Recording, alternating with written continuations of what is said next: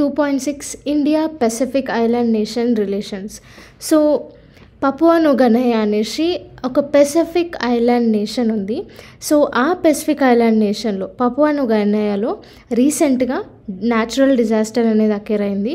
So ఈ Papua New Guinea అనేది అన్ని పెసిఫిక్ ఐలాండ్స్లో కల్లా లార్జెస్ట్ పాపులేషన్ దీంట్లోనే ఉంది, లార్జెస్ట్ ల్యాండ్ మాస్ కూడా దీనికి ఉంది.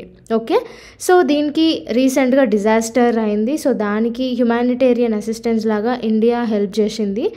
సో మనకి పెసిఫిక్ ఐలాండ్ నేషన్స్కి India Pacific island cooperation partnership అనేది ఉంది. సో నెక్స్ట్ పెసిఫిక్ ఐలాండ్స్ గురించి చూసుకుంటే, పెసిఫిక్ ఐలాండ్స్ బేసిక్గా 3 టైప్ ఆఫ్ కంట్రీస్ లాగా డివైడ్ అయిపోయినాయి. కొన్ని టైప్ ఆఫ్ కంట్రీస్ వచ్చేసి మైక్రోనేషియా అనమాట, ఇంకొకటి మెలనేషియా అండ్ ఇంకొకటి పాలినేషియా. సో ఇట్లా 3 డివిజన్స్ లాగా పెసిఫిక్ ఐలాండ్ గ్రూప్స్ అనేవి ఫామ్ అయినాయి. సో పెసిఫిక్ ఐలాండ్స్ వల్ల మనకేం ఇంపార్టెంట్ అంటే, ఫస్ట్ థింగ్ ఇండియాకి బార్డర్ కాబట్టి సెక్యూరిటీ పరంగా చాలా ఇంపార్టెంట్ ఈ ఐలాండ్స్. నెక్స్ట్ పెసిఫిక్ ఐలాండ్స్ అనేవి స్ట్రాటజిక్ లొకేషన్, ఇది ఒక పవర్ ఏరియా. సో బేసిక్గా అందుకే ఇప్పుడు యుఎస్ కానీ, యూకే కానీ, ఫ్రాన్స్ కానీ, చైనా కానీ ఈ ఏరియా పైన ఆధిపత్యం కోసం, దీన్ని కంట్రోల్లో పెట్టడం కోసము చాలా మాటికి మిలిటరీ బేసెస్ అనేవి ఎస్టాబ్లిష్ చేసి పెట్టుకున్నాయి.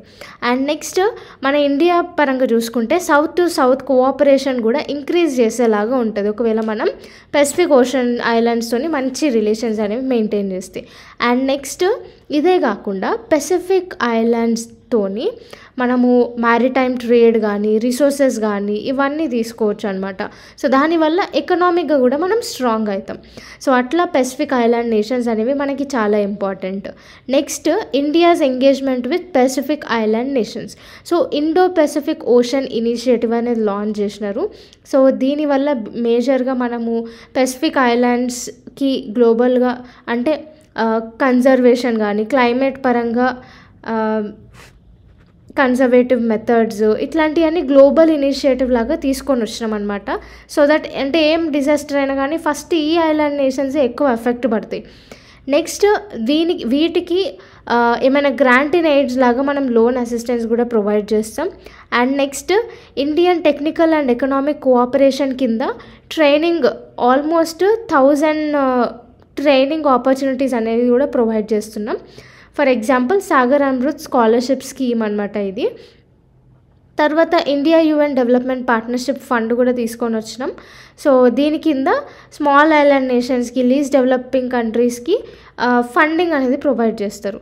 నెక్స్ట్ సో ఇట్లా ఇవన్నీ కొన్ని తీసుకొని వచ్చిర్రు. దీనికి గల మేజర్ ఛాలెంజెస్ ఏంటి అంటే, ఫస్ట్ థింగ్ రిసోర్సెస్ అనేవి మన దగ్గర ఇండియాలో చాలా తక్కువ ఉన్నాయి కాబట్టి ఇండియాలో అంటే గ్లోబల్ ఎంగేజ్మెంట్స్లో కూడా మన ఇండియా చాలా తక్కువ ఉంది.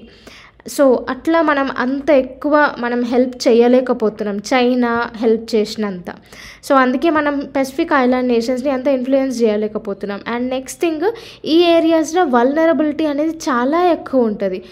అండ్ ఈ పెసిఫిక్ ఐలాండ్ నేషన్స్ మేజర్గా గ్లోబల్ ఇనిషియేటివ్స్ ఉంటాయి కదా, G20 కానీ, యుఎన్ఎస్సి కానీ, ఇట్లాంటి గ్లోబల్ ఇనిషియేటివ్స్ ఏదైనా పాలసీ డిస్కషన్ చేసేటప్పుడు ఈ నేషన్స్ అనేవి బేసిక్గా ఎక్స్క్లూడ్ అయ్యి ఉంటాయి. సో ఇవి కొన్ని major challenges.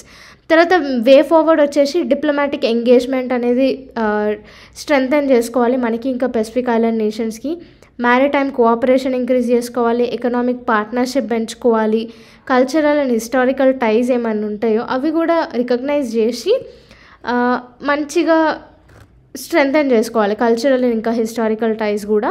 And next cooperation అనేది పెంచుకోవాలి. సో ఇట్లా ఇండియా ఇంకా పెసిఫిక్ ఐలాండ్ నేషన్స్ రిలేషన్స్ అనేవి ఉన్నాయి.